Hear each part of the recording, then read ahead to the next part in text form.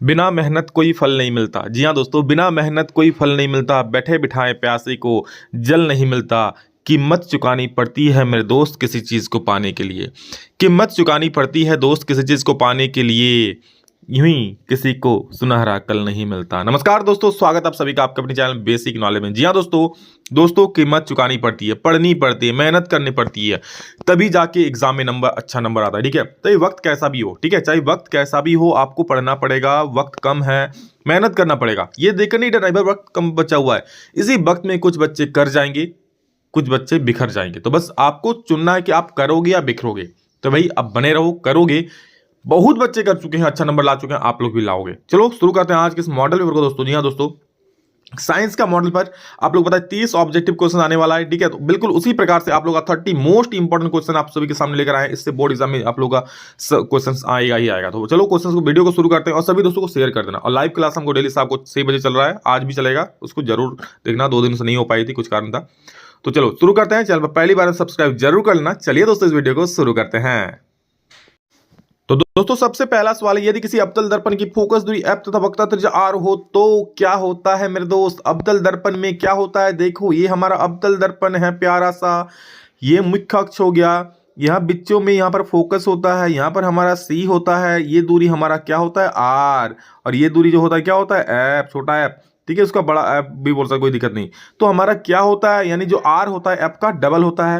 या फिर कह सकते हो ये f होता है ना, ये r का आधा होता है। तो कह सकते हैं सर f क्या होता है, ये हमारा जो r होता है ना वक्रता त्रिज्या, उसका आधा हो जाता है। तो सर आधा है, बस क्या ही कहें, ऑप्शन नंबर बी सही है, ज्यादा है।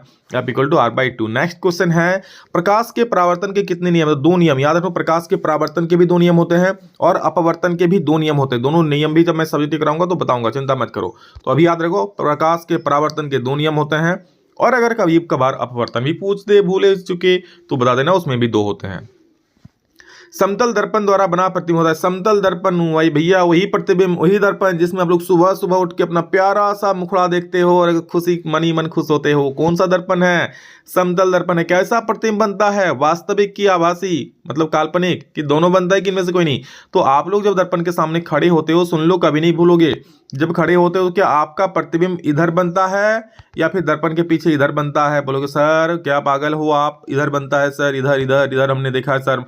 सॉरी, इधर आप खड़े होते हो, इधर बनता है। ठीक है, इधर बनता है। किधर बनता है, दर्पण के पीछे बनता है।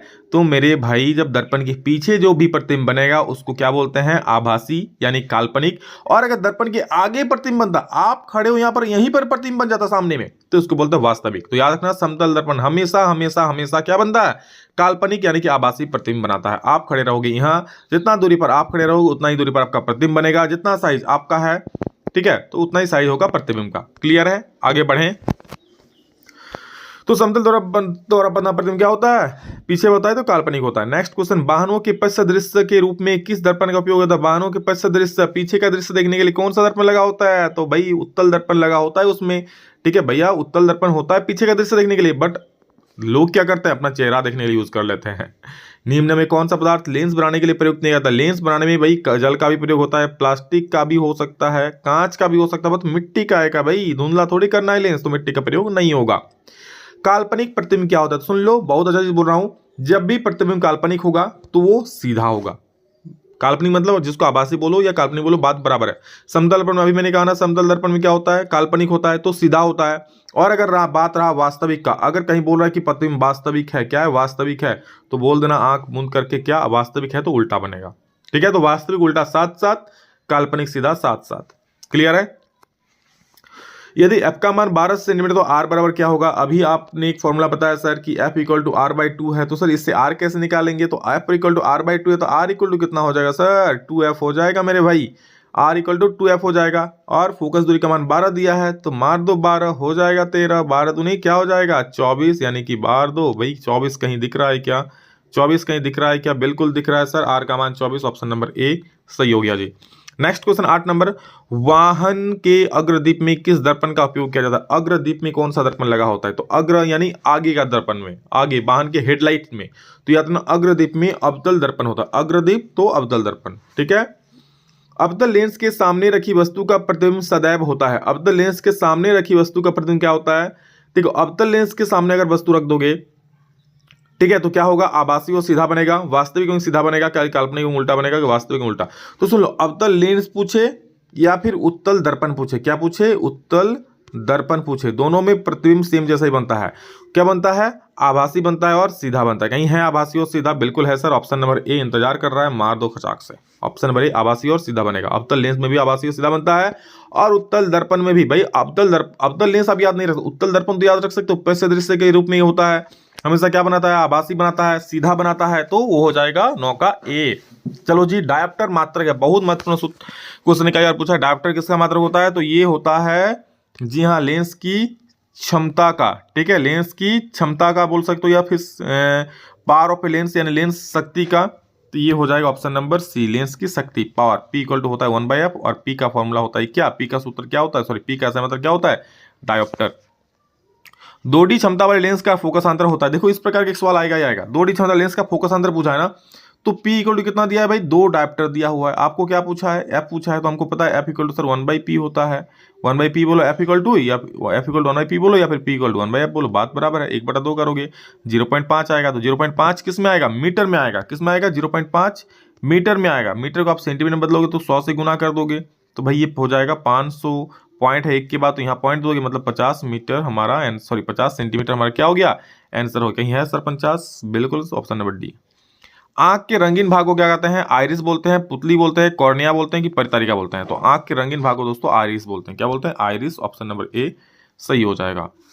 ठीक, मानव नेत्र के जिस भाग पर किसी वस्तु का प्रतिबिंब बनता है वह क्या कहलाता है। मानव हमारी आंख में जिस भाग पर कोई वस्तु का प्रतिबिंब बनता है ना, उसको हम लोग क्या बोलते हैं, दृष्टि पटल। क्या बोलते हैं, दृष्टि पटल बोलो या रेटिना बोलो। भाई पटल खाने वाला पटल नहीं, दृष्टि पटल हमारे आंख के जो पीछे का भाग होता है, जहां पर कोई प्रतिबिंब बनता है, जिसको बोलता है रेटिना। दिए गए समीकरण में कौन सी रासायनिक अभिक्रिया हो रही है, तो देख सकते हो कोई एक पदार्थ है, विभिन्न भागों में टूट फूट जा रहा है, तो भाई कोई एक जब तत्व कोई विभिन्न भागों में टूटता है तो उसको वियोजन अभिक्रिया बोलते हैं, तो ऑप्शन नंबर बी हो जाएगा सही जी। क्या बात है, आगे बढ़ो। ठीक है, हुंकार भरो झारखंड के शेरों, हुंकार भरो, पढ़ लो। और हाँ, अभी तक इस चैनल को सब्सक्राइब नहीं किया तो किस बात का देरी है भाई, सब्सक्राइब करना जरूरी है, क्योंकि एग्जाम नजदीक है। ठीक है, और भाई उसमें फोड़ना जरूरी है, तो भाई सब्सक्राइब करो। बहुत अच्छे अच्छे वीडियोस आएंगे, चिंता मत करो, बहुत अच्छा नंबर लाओगे, पढ़ते रहो। और हाँ, एक नेक काम जरूर करना, अपने दोस्तों को जरूर शेयर करना। जितने सारे दोस्त है, किसी को भी छूटना भाई, अपने तरफ से कोई भी कमी मत रखो। ठीक है, एक नेक काम होगा, पुण्य का काम होगा भाई, उससे आशीर्वाद ही मिलेगा आपको। उसी के सारे आपका एग्जाम में भी अच्छा नंबर आएगा, पढ़ो अच्छे से। निम्नलिखित में कौन सी रासायनिक अभिक्रिया संतुलित है, तो निम्नलिखित में कौन सी रासायनिक अभिक्रिया संतुलित है, देख सकते हो। संतुलित का अर्थ है जितना भाई लेफ्ट में रहेगा उतना राइट में, तो देखो पहला में इधर 2 Na इधर 1 Na, भाई ये संतुलित नहीं है। इधर 4 गो Al, इधर भी 4 गो Al, इधर 4 गो ऑक्सीजन है, 2 दूनी 4 ऑक्सीजन, इधर 3 ऑक्सीजन, ये संतुलित नहीं है। ये भी नेक्स्ट में इधर 2 CU, ये भी नहीं है सर, इधर तो एक ही CU, इधर क्या, इधर 1 Zn 1 Zn, 1 S 1 S, 4 गो O 4 गो O, 1 गो CU 1 गो CU, भाई ये बराबर बिल्कुल फटा फिट बिटता एकदम। ऑप्शन नंबर डी मार दो। दिए गए समीकरण में किस पदार्थ का उपचयन हो रहा है बताओ, तो देख सकते हो जिसमें ऑक्सीजन जुड़ता है भाई उसको होता है उपचयन। किसमें ऑक्सीजन जुड़ रहा है, देखो Cu से C, यहाँ CuO होता है, क्या होता है यहाँ CO नहीं CuO होता है, तो Cu से CuO बन रहा है, यानी Cu का उपचयन हो रहा है। और अपचयन किसका हो रहा है, PbO का, तो Cu का उपचयन और PbO का अपचयन हो रहा है मेरे भाई। क्लियर है। अगला प्रश्न है, विकृत गंधता कौन सा अभिक्रिया कारण होता है, तो विकृत गंधता उपचयन अभिक्रिया कारण होता है। सर विकृत गंधता क्या होता है, अरे भाई खराब गंध हो जाता है। अब आप लोग कभी जाते हो चिप्स खाने, कुरकुरे खाने दुकान में, खाने मतलब खरीदने, भाई आपको खिलाएगा थोड़ी, दुकानदार पार्टी थोड़ी देने बैठा है, तो जाके खरीदते हो, तो भाई जो फुस पैकेट रहता है उसको लेते हो क्या, फुस अर्थात जिसमें हवा निकल जाता है उसको लेते हो, बिल्कुल नहीं। क्योंकि उसका स्वाद बदल जाता है, उसका गंध बदल जाता है, खराब गंध हो जाता है। ठीक है, खाने में मजा नहीं आता, कुरकुरापन नहीं आता है, तो क्यों लोगे, तो उसको बोलते हैं उपचयन होना। क्योंकि भाई उसका जो अंदर का नाइट्रोजन गैस है वो फुस होके निकल चुका है और उसमें ऑक्सीजन घुस चुका है, और ऑक्सीजन से कोई भी चीज अभिक्रिया होता है तो उसको बोलते हैं उपचयन अभिक्रिया। और यानी कि विकृत गंधता में कौन सी अभिक्रिया होता है, उपचयन अभिक्रिया होती है भाई, इसलिए उपचयन अभिक्रिया हो जाएगा। चूने से सफेदी करते समय चूना में पानी डालने पर उष्मा निकलती है, इसमें कौन सी अभिक्रिया होती है, तो देखो चूने में जब पानी डाल दोगे बड़बड़ बड़बड़ बड़बड़ बड़बड़ फूटने लगता है बहुत जोरों से एकदम। आप लोग घर में देख लेना, कोई पुताई उताई होता होगा घर में सफेद वफेदी, तो कितना बड़बड़ बड़ फूटता है, टीना से बाहर छिटके निकल जाता है, तो उसमें उष्मा मिल रहा है हमें, कितना गर्म हो जाता है भाई, उस पानी में आंगुली डालो आंगुली जल जाएगा, तो भाई उष्मा मिल रहा है ना, क्या हो जाए, उष्मा छेपी अभिक्रिया हो जाएगा। और उष्मा छेपी क्या, संयोजन की वियोजन, क्योंकि देखो वो चूना होता है CaO, उसमें डाल रहे हैं H2O, क्या बना रहा है, CaOH होल ट्वाइस बना रहा है, ठीक है, CaOH होल ट्वाइस बना रहा है, होल ट्वाइस, तो भाई ये क्या हो जाएगा, मिल रहा है तो संयोजन हो जाएगा, और कौन सा, उष्मा छिपी, क्योंकि उष्मा मिल रहा है। लोहे की कील को कॉपर सल्फेट के विलयन में डालने पर कॉपर सल्फेट का रंग विलयन नीला रंग धूसर हो जाता है। इस प्रक्रिया में कौन सी अभिक्रिया हो रही है, तो देखो जी, कुवर लोहे का जिगल को जब डालोगे ना, लोहे का क्या होता है, Fe होता है, जब उसको किस में डालोगे, कॉपर सल्फेट के विलयन में, यानी CuSO4 में, CuSO4 में, तो भाई ये क्या बना लेगा, ये SO4 तो छीन लेगा और बना लेगा FeSO4, वियोजन अभिक्रिया कर लेगा, Cu को बेचारा अकेला छोड़ देगा, यानी क्या हो जाएगा, ये विस्थापन अभिक्रिया हो जाएगा। कौन सा अभिक्रिया, विस्थापन, बोले तो ऑप्शन नंबर सी सही हो गया, जी मारो जी, सी। नेक्स्ट है 20 नंबर, देखो निम्नलिखित में कौन सा प्राकृतिक सूचक है, प्राकृतिक सूचक क्या है, तो भाई मिथाइल ऑरेंज है, फिनोप्थलीन है, लिटमस है कि मिथाइल रेड है, तो जो लिटमस है ये हमारा प्राकृतिक सूचक है, याद रखना, बाकी सभी जो है वो कृत्रिम सूचक है, बनाया गया है आदमियों द्वारा। निम्नलिखित में से किस पदार्थ में लिटमस पत्र डालने पर वो लाल नहीं हो जाएगा, तो अच्छा लाल कौन करता है, तो अम्ल लाल कर देता है, यानी जो अम्ल नहीं होगा वो लाल नहीं करेगा, तो HCl क्या है, अम्ल है, ये नहीं करेगा, HNO3 अम्ल है, नाइट्रिक अम्ल नहीं करेगा, CH3COOH ये है एसिटिक एसिड, ये भी अम्ल है, नहीं करेगा। लेकिन जो ग्लूकोज है भाई ये तो अम्ल नहीं है, C6H12O6, ग्लूकोज का सूत्र भी साथ में याद कर लो, C6H12O6, ये क्या करेगा, ये अम्ल नहीं है तो लाल नहीं कर पाएगा। लाल कौन करता है भाई, तो अम्ल जो होला नीला को लाल करता है अम्ल, तो ये तो अम्ल है नहीं, तो ये लाल नहीं कर पाएगा, ना ना ना, ये ना कर पाई। ओके चलो आगे बढ़ी, नेक्स्ट क्वेश्चन देखिए, दिए गए किस लवण में क्रिस्टलीकरण का जल मौजूद, क्रिस्टल मतलब जल का क्रिस्टल मौजूद है, तो जल का क्रिस्टल आप लोग साफ साफ देख सकते हो, 5H2 यहाँ पर है, तो ये आपका परम सत्य उत्तर हो जाएगा। अग्निशामक यंत्र में किस लवण का प्रयोग किया जाता है, अग्निशामक यंत्र में कौन सा लवण का प्रयोग होता है, NaHCO3, Na2CO3, NaCl कि NH4Cl, तो NaHCO3 अग्निशामक यंत्र में खाने का सोडा, यानी कि कह सकते हो ये आप लोगों का NaHCO3 का प्रयोग किया जाता है। ठीक है चलो आगे बढ़ते हैं। चलो नेक्स्ट क्वेश्चन क्या है, देखो हो गया ये। नेक्स्ट, जल के अनुपस्थिति में हाइड्रोक्लोरिक अम्ल अपना अम्लीय गुण प्रदर्शित क्यों नहीं करता है, भाई जल के अनुपस्थिति में वो H+ आयन नहीं दे पाता है। जब भी कोई अम्ल H+ आयन नहीं दे पाता, उपस्थित नहीं रहता है, तो अम्लीय गुण प्रदर्शित नहीं कर पाएगा। तो क्या होगा, क्योंकि उसमें H+ आयन उपस्थित नहीं रहते हैं अम्ल की उपस्थिति, सॉरी जल की उपस्थिति में, समझ गया ना। पदार्थ ABCD का pH मान 2, 7, 10, 14 है। पदार्थ कौन सा अम्ल है, अम्ल वही जो का मान 7 से कम, कई बार बता चुका हूं, तो 7 से कम तो एक ही दिख रहा है, 2, जो कि पहला ऑप्शन नंबर ए, मार दो।